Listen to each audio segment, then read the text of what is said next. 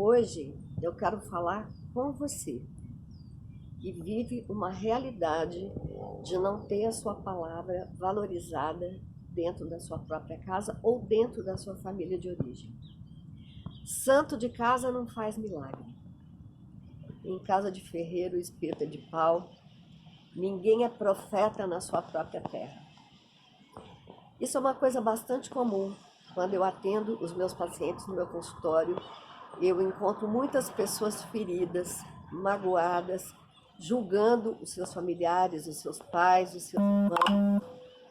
E a experiência que eu tenho vivido nos últimos tempos tem sido a de aprender a amar os meus pais, amar e honrar os meus pais, amar e honrar os meus irmãos, não entrar em contenda com eles com relação às nossas diferenças.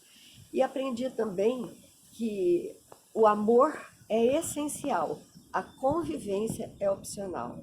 Se for difícil a convivência, se a sua maneira de pensar e de agir fere as pessoas que você ama, fere as pessoas de origem, e se a maneira deles pensarem impossibilita um diálogo entre vocês, apenas se afaste, mas ame de longe, honre-os de longe e cuide de você.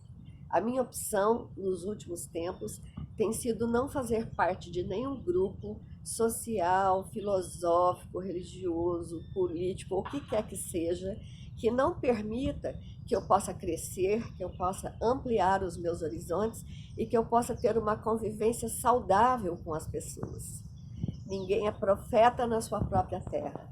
E às vezes a gente fica martelando nessa tecla, tentando ser aceito pela nossa família, tentando ter credibilidade com a nossa família, ou às vezes até em determinado grupo onde a gente se reúne, seja um grupo filosófico, social ou religioso, a gente fica tentando ser aceito, porque o maior desejo do ser humano é ser amado e ser aceito.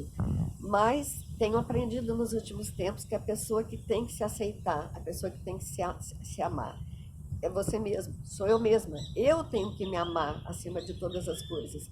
Não com orgulho, não com arrogância, porque não sou melhor do que ninguém.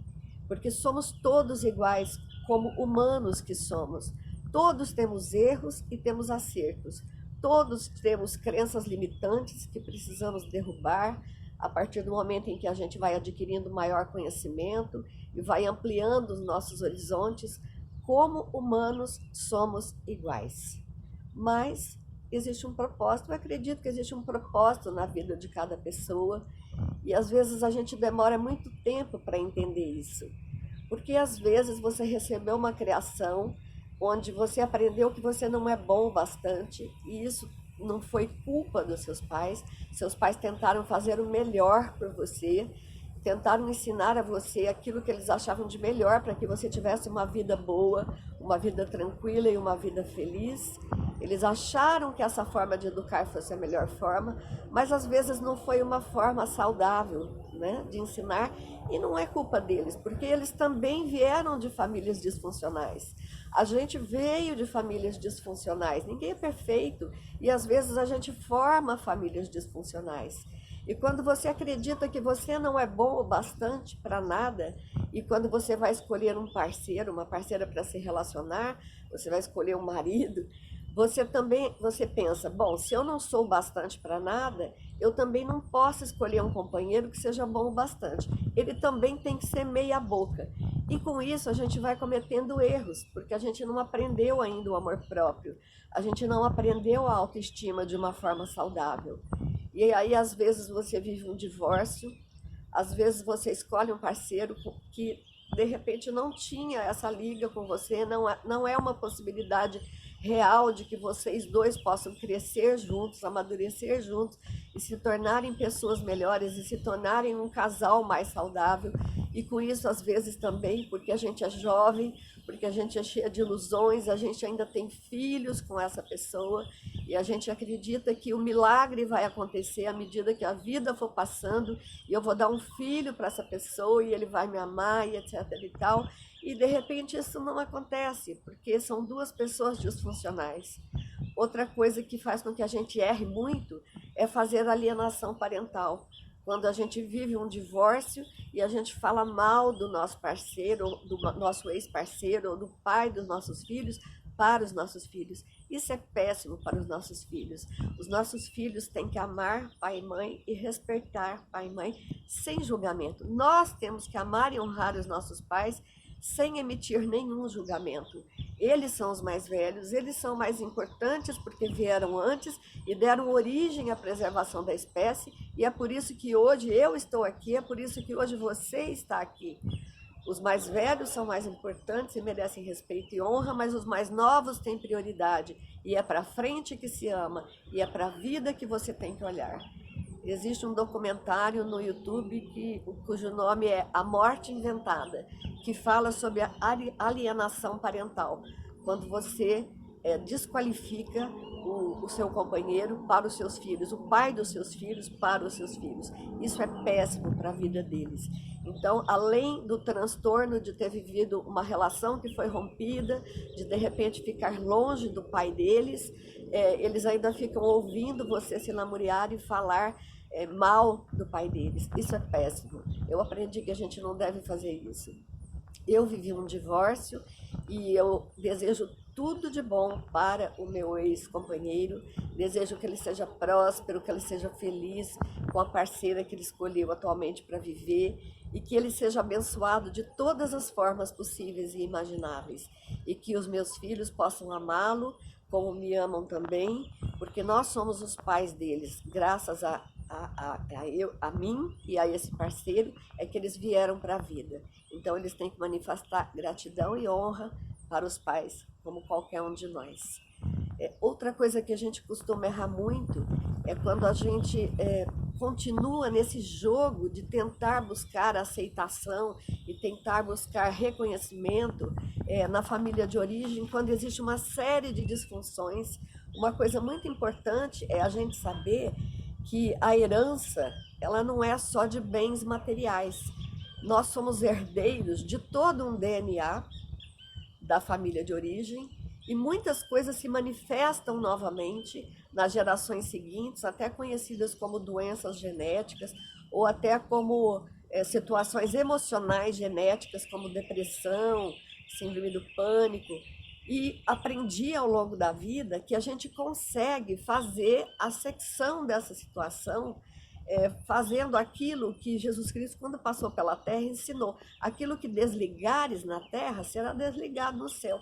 Às vezes a gente não tem um entendimento profundo das coisas que a gente lê em qualquer livro, né? Em qualquer livro que tenha uma leitura saudável, que passe informações saudáveis para a gente realmente possa levar a nossa vida de forma saudável, sem julgar pessoa alguma, mas buscar aquilo que faz com que a gente se torne mais saudável. Fazendo uma comparação, eu estou aqui na sacada da minha casa e aqui atrás de mim tem uma grade. Eu posso enxergar a grade como se eu estivesse presa, ou eu posso enxergar toda uma natureza que existe atrás de mim e na minha frente. Posso enxergar que existe toda uma comunidade vivendo ali atrás e a gente tem que buscar conviver com pessoas saudáveis ou mais saudáveis possíveis, porque aqui como terráqueos somos todos mais ou menos iguais, mas com pessoas que propiciem o nosso crescimento e que a gente também possa propiciar o crescimento do outro, tendo uma relação saudável, uma relação sem julgamento, uma relação de uma amizade sincera. Outra situação que eu lembro de ter vivido nesse mundo é quando você, por exemplo, você tem, na sua profissão, você tem um fornecedor de material para você trabalhar e, de repente, esse fornecedor começa a crescer muito,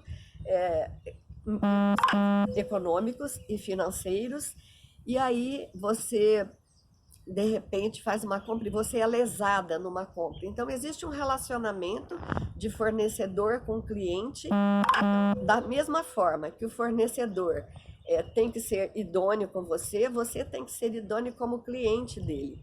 E às vezes acontece da gente ser lesada por um fornecedor que cresceu muito, adquiriu fama e acha que pode passar por cima de algumas regras. E outra coisa que às vezes faz você cair é que de repente você vê que quando você se posiciona com relação àquele fornecedor, exigindo que ele te trate com respeito com o que você o trata, quando dentro da sua própria área profissional, às vezes você vê pessoas tomando partido daquele que é grande, mesmo que ele tenha feito aquilo que não é grande. Ele tenha tido uma atitude que não é digna, que não é honesta, e aí você de repente olha e fala: cadê os meus amigos? Aonde estão os meus companheiros, né, as minhas companheiras de caminhada na área profissional?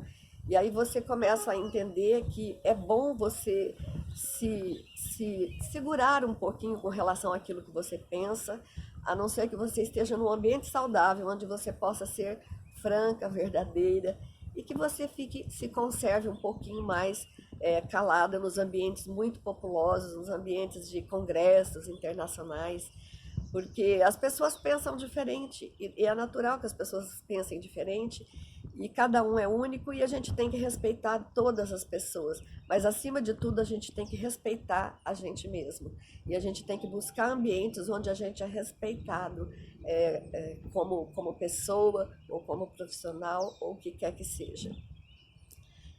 Esse é o recadinho de hoje. Eu quero deixar claro para vocês que a gente vive uma vida aqui com problemas, todo mundo tem seus problemas, alguns maiores, outros menores. Às vezes você recebe acusações dentro da sua própria família.